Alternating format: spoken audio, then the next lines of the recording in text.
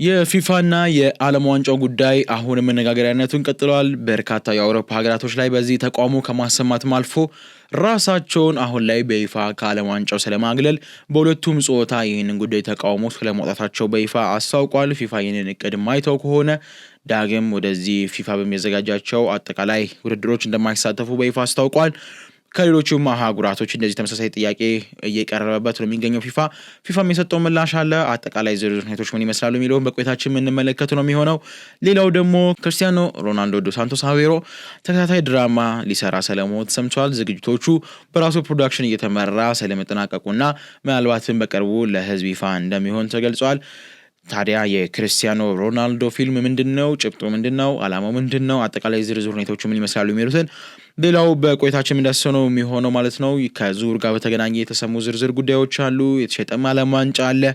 አጠቃላይ በሚኖረን ቆይታችን በስፋት የምናነሳቸው በርካታ አነጋጋሪ የነበሩ ምሽቱን የተሰሙ ዝርዝር ጉዳዮች አሉ። እነሱን በስፋት ነው የምንመለከተው። ሮቤል አብርሃም ወደ እናንተ ፕሮግራሙን አዘጋጅቼ ማቅረብ ነው የሚሆነው። ዕለቱ አርብ ሐምሌ 24 ነው። ቆይታችሁ ከኛ ጋር ይቀጥል።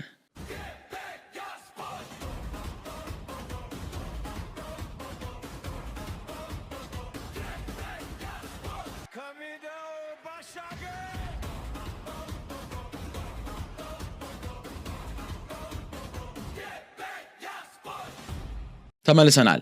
በዋነኝነት የምንመለከተው ጉዳይ ከዚህ ከዓለም ዋንጫ ጋር በተገናኘ ነው ማንሳት የሚጠበቅብን። ምክንያቱም የሰሞኑ አበይት ርዕስ ሆኖ የሰፋ ነው የሚገኘው ጆዋኒ ኢንፋንቲኖ ለግል ጥቅሙ እንዲሁም ደግሞ ገንዘቦችን የበለጠ ለተቋሙ ገቢ እንዲያደርግ በማለት ከተለያዩ አጋር አካላት ጋር በመሆን የፊፋን 20% ድርሻ ለመሸጥ ስምምነት ላይ እንደሆነ ይታወቃል። ታዲያ ይህንን ስምምነት ደግሞ ተግባራዊ ለማስደረግ የ211 ሀገራቱ ህጋዊ ፊርማ ያስፈልግ ነበር። ታዲያ ይህንን ተከትሎ 211 ሀገራት ጋር ደብዳቤ ቢላክም ሁሉም ግን የተቀበለውም ያልተቀበለውም በሀገር ደረጃ የተቀበለው እንደ ሀገር ደግሞ በተደረገ አስቸኳይ ስብሰባዎች እንደ አጠቃላይ ጋር አቋም የተያዘበት ማጋጣሚ ነበር የነበረው።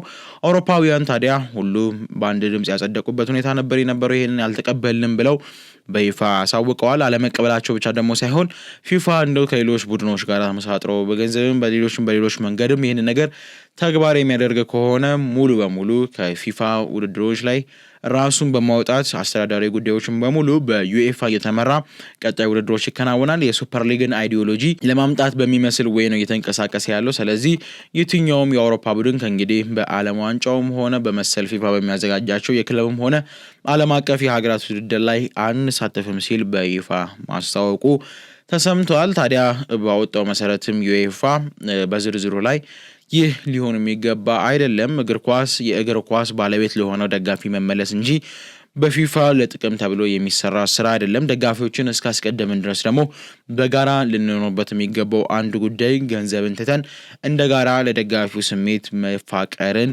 መዋደድና በጋራ መስራትን እንጂ እንዲህ ያሉ መለያየቶችን ማስተማር የለብንም። ስለዚህ ዩኤፋ ይህንን ነገር አጥብቆ ያወግዛል። የሚቀበሉትም ከሆነ ደግሞ ራሳችንን ችለን የራሳችን ውድድር በራሳችን እግር ኳሳዊ አስተዳደርና አመራር ይቀጥላል ሲሉ ተናግረዋል። ይህ በእንዲህ እንዳለ ጆዋኒ ኢንፋንቲኖ ምናልባት በዚህ አስተዳዳሪ ቦታቸው ላይ የመቀጠላቸው ሁኔታ ጥያቄ ውስጥ ገብቷል። ቶክ ስፖርት ትናንትና ይዞት በወጣው መረጃ መሰረት ጆዋኒ ኢንፋንቲኖ ምናልባትም ለሶስተኛ ተከታታይ ዓመት እጩ መሆን የሚችሉበትን አጋጣሚ ለማቅረብ ይህንን እድል እንደ ጥሩ በር ከፋች አድርገው ነበር የተመለከቱት። ኢንፋንቲኖ የተናገሩት ይህንን ነበር። ግዴታ አይደለም የተጫነው መፍት ነው፣ መፍቱን የሚጠቀም ይችላል ብለው ማንሳታቸው የበለጠ ዩኤፋንም ማስቆጥተው ነበር። ምክንያቱም ሁሉም ነገር ካልተስማማ ይህ ሀሳብ መጽደቅ ይችላልን የሚለው ጥያቄ ስለፈጠረባቸው ነው። ታዲያ ኢንፋንቲኖ በስልጣን ዘመኑ ላይ ለመቆየት ኤል ካላፊ ተኳል ተብሎ የነበረ ቢሆንም ኤል ካላፊ እኔ አሁን ባለውበት የአስተዳዳሪ ሂደቶች ላይ በፒኤስጂም ሆነ በቢን በሚኖረኝ ቆይታ ደስተኛ ነኝ፣ ስለዚህ ከፊፋ ጋር መነካካት አልፈልግም ብሏል። ይህንን ተከትሎ ምናልባት በስልጣን የመቆየት አማራጫቸው ሰፊ ነበር ተብሎ የነበረ ቢሆንም እንደነ ሴፋሪን እና መሰል እጩ ተወዳዳሪዎች በቦታው ላይ ብርቱ ፉካካሪ ይሆናሉ ተብሎ ስለተጠበቀ በተለይ አውሮፓውያን ከጊዜ ወደ ጊዜ ግዛታቸው እየሆነ ስለመጣ የዓለም ዋንጫው መድረክ በሂደት ላይ ያለውን ጉዳይ በቶሎ የማይገታ ከሆነ ጆዋኒ ኢንፋንቲኖም የስራ ቆይታ በዚሁ ሊያበቃ እንደሚችል ነው የተገለጸው። የዶናልድ ትራምፕም በዚህ ውስጥ እጅ መስገባት ደግሞ የበለጠ ተቃዋሚ በተለይ በፖለቲካው ሀገራቶች የተወደደ አይደለም። በእንግሊዝ መንግስት በኩልም ከጉዳዩ ጋር ተያይዞ በባህልና ስፖርት ሚኒስቴር ቱሪዝሙም ኃላፊዎች መግለጫዎች ሰጥተዋል። እነሱ ደግሞ አጠቃላይ ዝርዝር ሁኔታዎቹ ምን ይመስላሉ የሚሉትን በአመሻሽ ልዩ ፕሮግራማችን ላይ የምንቃኘው ነው የሚሆነው ማለት ነው። ሌላኛው ደግሞ የተሰማ አንድ ጉዳይ አለ። እሱም ደግሞ ክርስቲያኖ ሮናልዶ ድራማ ሊሰራ ስለመሆኑ ተሰምቷል። ከዚህ ቀደም ከፊልም ስራ ጋር በተያያዘ ሊጀምር ስለመሆኑ በቅድ እንዲሁም ደግሞ ከሆሊውድ ጋር በሚኖረው አጠቃላይ ቆይታ በሳውዲም ከሚኖረው የሲሲአር ድራማ ስትራቴጂ መንገድ ጋር በተገናኘ ክርስቲያኖ ሮናልዶ ይሳተፋል ተብሎ ተጠብቆ ነበር። ታዲያ በስፖርቱ ዓለም ውስጥ ከነበረው ተሳትፎ በተጨማሪም ወደ ሲኒማ እና ደግሞ ወደ ቴሌቪዥን ኢንዱስትሪ በስፋት እየገባ መሆኑም ነው የተገለጸው።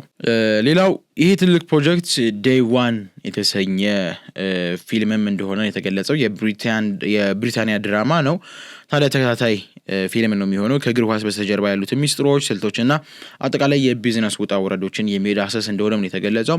ታዲያ የፊልሙ ዋና ይዘትና ጭብጥ ምንድነው የሚለውን ስንመለከት ያው ፊልሙ የሚያተኮረው እንዳልኳችሁ በብሪታንያ እግር ኳስ ዓለምና በታዋቂ የእግር ኳስ ወኪሎች ወይም ደግሞ ይሄ ኤጀንቶች ውስብስብ የህይወት ውጣ ወረዶች ዙሪያ ነው። ታዲያ በእግር ኳስ ተጫዋቾች ዝውውር በሚሊዮን የሚቆጠሩ ዶላሮች፣ ውሎችና ሌሎች በትኩረት ማዕከል ውስጥ ባሉ አትሌቶችና እነዚሁ ወኪሎች መካከል ባለው የጠበቀ አከራካሪ ግንኙነት ላይ በጥልቅ ዳሰሳን ያደርጋል ነው የተባለው ፊልሙ። ታዲያም ከነዚህ ውስጥ መካከል የዋና ተዋናያኖች እንዲሁም ደግሞ የፈጠራ ቡድኑን ስንመለከት እንደነ ዳርዊን ሉዊስ ያሉ በዓለም አቀፍ ደረጃ የታወቀና ተወዳጅነት ያለው እንግሊዛዊ ተዋናይ ነው። ከዚህ ቀደም ከአርሰናል ጋር እንዲሁም ደግሞ ከቶተንሃም ደርቢ ጋር በተገናኘ ብዙ ጊዜ ስታዲየም ውስጥ በካሜራዎች ስንመለከተው እናውቃለን። ምናልባት ብዙዎቻችሁ ካስታወሳችሁት ዘ ቢሊየንስን እና ደግሞ የሆምላንድን ፊልም ላይ መጮት የቻለ ሰው ነበርና ድራማዎቹ በእነዚህ በጣም አንቱታን ያተረፈ ሰው ነው በሙያው ላይ። ታዲያ በድራማ ውስጥ እንደ ዋና ገጸ ባህሪ ሆኖም እንደሚመራ ነው የተገለጸው። እሱም ብቻ አይደለም፣ ሌላኛው ደግሞ ሳንቲ ዳልተን የተባለም ተደማጭና ልምድ ያለው የእግር ኳስ ወኪል ሚናንም እንደሚጫወት ነው በዚህ ውስጥ የተገለጸው ማለት ነው። ሌላኛው ደግሞ የቀድሞ የአርሰናልና የፈረንሳይ እግር ኳስ ሌጀንድ የሆነው ቴኒ ሄንሪ በፕሮጀክት ውስጥ ንቁ ተሳትፎ እንደሚኖረው ነው የተገለጸው።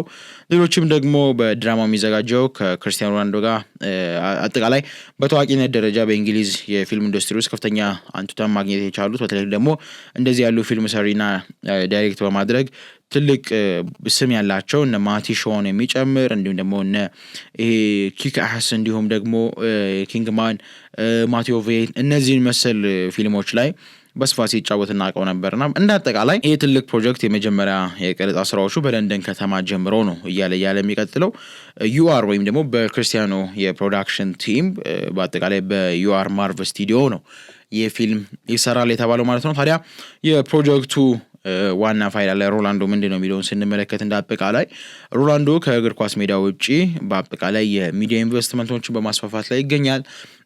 ራሱንም ደግሞ የበለጠ ከህዝቡ ማራቅም ያልፈለገበት መንገድ አለና ይህ ድራማ የእግር ኳስ እውነተኛ ገጽታ ከሰዎች ቆይታ እይታም አንጻር ያለውን አጠቃላይ ዝርዝር ሁኔታዎችን የሚዳስስ ለተመልካቾችም የሚያቀርብና በዓለም አቀፍ ደረጃ ትኩረት አግኝቶ ይሰራል የተባለ ነው። ከድራማ ብቻ አይደለም፣ ከፊልም ጋር በተገናኘ ከዚህ በፊት ሲወጡ የነበሩ ጉዳዮች ነበሩ። እነሱም በቀር ላይ እንዳሉና ሱሩ ፕሮሰስ መውጣታቸው አይቀሬ መሆኑም ነው የተገለጸው ማለት ነው። ያደመጣችሁት የሚገኘው ገበያ ስፖርትን ነው። የአርብ ማለዳ ስፖርታዊ መረጃዎችን ወደ ዳንተሮ ኢላብራም ይዤላችሁ የቀረብኩ ነው የሚገኘው። እስከ ፕሮግራማችን መጨረሻ ድረስ አብራችሁን ቆዩ። ከመሸጋገሪያ በኋላ ተመልሰን ስንገናኝ መረጃዎቻችን ይቀጥላሉ።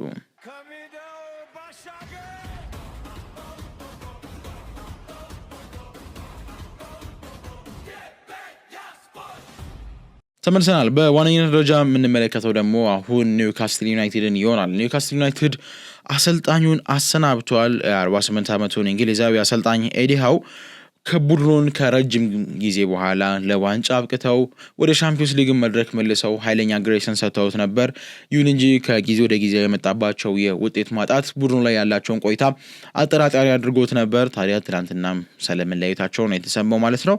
ታዲያ ይህ አሰልጣኝ ምናልባትም ይለያያል ተብሎ ከወዲሁ ተገምቶ የነበረ ቢሆንም በአጠቃላይ በዝውውር እንቅስቃሴ ላይ መሳተፉ በተለይ ደግሞ በርካታ ተጫዋቾቹ ክለቡን እየለቀቁ መምጣታቸው በተለይ ደግሞ ከትላንት በስቲያ እኛ ማድረግ ስለላቸው እንደነበረው በብሪስቶል ሲቲ በፕሪሲዝን ጌም 4-1 በመሸነፍ 4-1 መሸነፉ ብቻ ሳይሆን የተሸነፈበት መንገድ እጅጉኑ ሰቅጣጭ የነበረ በመሆኑ ክለቡ እንዲሰናበት አድርጎታል። ታዲያ በሱ ምትክ ደግሞ ማቲያስ ጀስሊን ከአል አህሊ በማምጣት አዲሱ የኒውካስል አሰልጣኝ መሆን ችሏል። ባክ ቱ ባክ የኤሽያ ሻምፒዮንስ ሊግን ቡድኑ እንዲያሸንፍ ማስቻል የቻለው ማቲያስ ጀስሊ በአጠቃላይ የኤዲ ሃው ምትክ በመሆን የኒውካስል ዩናይትድ አሰልጣኝ ለመሆን የ3 ዓመት ኮንትራትን ተፈራርመው በይፋ ክለቡን መቀላቀል ችሏል ማለት ነው።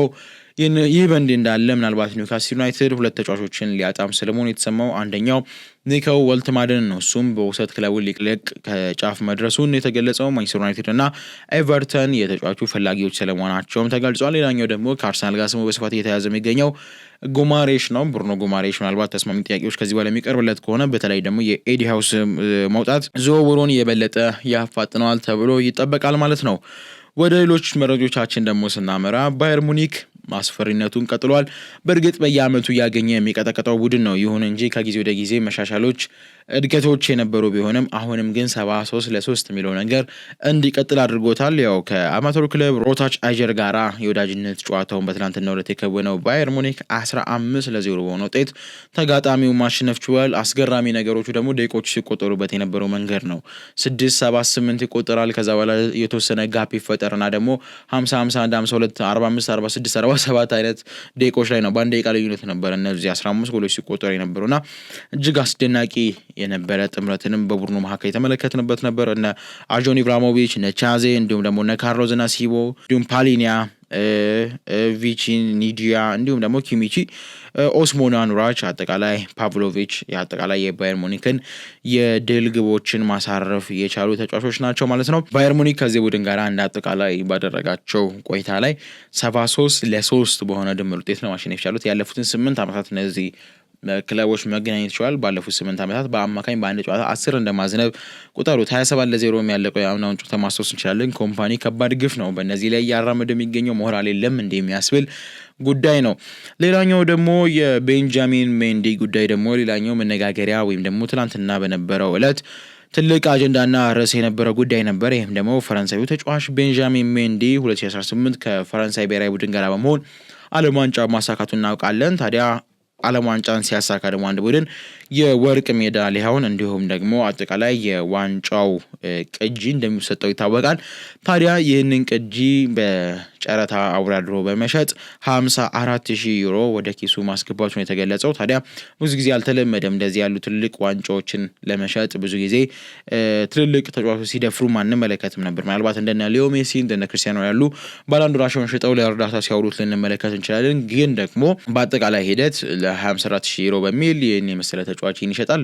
ችግሩን ከሱ ባናቀም ይህ መሸጡ ግን በትናንትናው ዕለት ሌላው አነጋጋሪ የነበረ ጉዳይ ነው። ሌላኛው ደግሞ የባርሴሎናው አዲሱ ፈራሚ ካሪም አዴሚ የሰጠው መግለጫ ሌላኛው ትኩረትን የሳበና አነጋጋሪ ጉዳይ ነበር። እሱም ደግሞ ያለው እዚህ ለቤንችነት እንደመጣው ብዙ ሰው ያስባል። ሜቢም ሊሆን ይችላል። ግን ደግሞ ጥሩ ከተጫወትኩኝ ማንም ያህንን አያስብም። ላሚን ያማል ሆነ የትኛውም ተጫዋች እኔን ማስቀመጥ የሚችሉት በምን አይነት መንገድ እንደሆነ አብረን ሜዳ ላይ በሚኖረን ቆይታ ነው የምንመለከተው። ማንንም አልፈራም። እዚሁ የመጣሁት በነፃነት ተጫዋቼ በሻምፒዮንስ ሊግ ዋንጫ ፍጻሜ ተሸንፌ ያጣሁትን ህልሜን ለማሳካት ነው። ታዲያ እንደ ቡድን በሚኖረን ጥሩ ቆይታ ጥሩ ፍክክር አድርገን ለቦታው ልንፋለም እንችላለን። ከዛ በተረፈ ግን ፍጹም ማንንም አልፈራም። ስለዚህ ያማልን አስቀምጬ እንዲሁም ቋሚ እሆናለሁ ሲል መናገሩ የበለጠ ገና ከወዲሁ ነገሮች ወደ ምን እያመሩ ነው የሚል የመካረር እንዲሁም ደግሞ የፎከርን አስረድቶ ያለፈበት መንገድ በብዙዎች ዘንድ ጥያቄን የፈጠረ አጋጣሚ ሆኗል ማለት ነው። ነገ ከሊቨርፑል ውጪ 5ቱ የፕሪሚየር ሊግ ቡድኖች የወዳጅነት ጨዋታቸውን ከ8 ሰዓት አንስተው ማከናወን ይጀምራሉና ሁሉም አሰልጣኞች እንደሚከተለው መግለጫቸውን እየሰጡ ነው የሚገኘው። አጠቃላይ ዝርዝር መግለጫዎችን አካተን ደግሞ ከሰዓት በሚኖረን ልዩ ቆይታችን ላይ በስፋት የምንመለከተው ነው የሚሆነው። ምናልባት መመልከት የሚጠበቅብን አንድ ጉዳይ ደግሞ አርኔ ስሎትን ይመለከታል። ከሊቨርፑል ጋር በዚህ ክረምት ወቅት ላይ የተለያዩት አርኔ ስሎት ከኔዘርላንድ ብሔራዊ ቡድን ይፋ የአሰልጣኝነት ጥያቄ ቀርቦላቸው ነበር። ይሁን እንጂ አሰልጣኙ በትናንትናው ዕለት ጥያቄውን ውድቅ ስለማድረጋቸውም ተገልጿል። ስሎትም በአውሮፓ ያለው ቡድን ብቻ መያዝም አሰልጣኝንም እንደሚፈልጉ የተገለጸው። ምናልባት ኒውካስል ዩናይትድ ይገባሉ ተብሎ ተጠብቆም ነበረ። አል ሂላል እና አል አህሊ ደግሞ የአሰልጣኙ አዲስ ፈላጊ ሆነው ብቅ ያሉም ሆነዋል ነው የተባለው ማለት ነው። ታዲያ የአርኔ ስሎት ቆይታ ምን ይመስላል የሚለውን በጊዜ ሂደት የምንመለከት ነው የሚሆነው። ምናልባት በመጨረሻም የዝውውር መረጃዎችን አንስተን እና ጠናቅ አርሰናል ኤዝሪ ኮንሳ ለማስፈረም አስቶን ቪላ የጠየቀውን 40 ሚሊዮን ፓውንድ ለመክፈል ፍቃደኛ አልሆነም። ይህንን ተከትሎ ምናልባት ከዚህ ዝውውር ራሱን ማግለሉን አስታውቋል ሲል ነው ጋሪ ጃኮብ ያስነበበው። ሌላኛው ደግሞ አዲስ አዳጊው ሃል ሲቲ ከአስቶን ቪላ ሊዮን ቤሊን ለማስፈረም ስለመቃረቡም ነው የተገለጸው ማለት ነው። መረጃውን ደግሞ የዘገበው ስካይ ስፖርት ነው። ቼልሲ የሊያም ዴላፕን ዋጋ ከ35 እስከ 40 ሚሊዮን ፓውንድ መሆኑ አሳውቋል። ታዲያ ሊድስ እንዲሁም ደግሞ ኖቲንግሃም ፎረስት እና ኤቨርተን ደግሞ ተጫዋቹን ለማስፈረም ፍላጎት ያላቸው ክለቦች ናቸው ሲል ዘሰን አስነብቧል። ሊቨርፑል ብራድሊ ባርኮላን ዝውውር ወደ 100 ሚሊዮን ፓውንድ የሚጠጋ ዋጋ አቅርቦ ከስምምነት ለመድረስ እቅድ ስለመያዙን የተገለጸው። በርካታ ከክለቡ ሌጀንዶች ከፍተኛ ትችት እያስተናገደ ቢሆንም ሳይሆን እንደቀረን የተገለጸው ማለት ነው። ሞሪሲዮ ፖቺኖ የአሜሪካ ብሔራዊ ቡድን ዋና አሰልጣኝ ሆኖ የሚቆይበትን ጊዜ እስከ 2030 ድረስ ለማራዘም ከስምምነት ደርሷል። ሌላኛው ደግሞ ፉልሃም ጎንዛሎ ጋርሺያ ለማስፈረም ከፍተኛ ድርድር ላይ እንደነበረ ትናንትና ጠቅሰንላችሁ ነበር። ታዲያ በ35 ሚሊዮን ዩሮ የፉልሃም ንብረት ስለመሆኑም ተረጋግጧል ማለት ነው። ሳድምጡ የቆያችሁት የገበያ ስፖርት የአርብ ማለዳ ስፖርታዊ ዝርዝር መረጃዎቻችን ነበር። ሮቤል አብርሃም ፕሮግራሙን እናንተ አደረስኩላችሁ። ዳግም በምሽት ፕሮግራማችን ላይ እንገናኛለን። እስከዛው መልካም ቀን።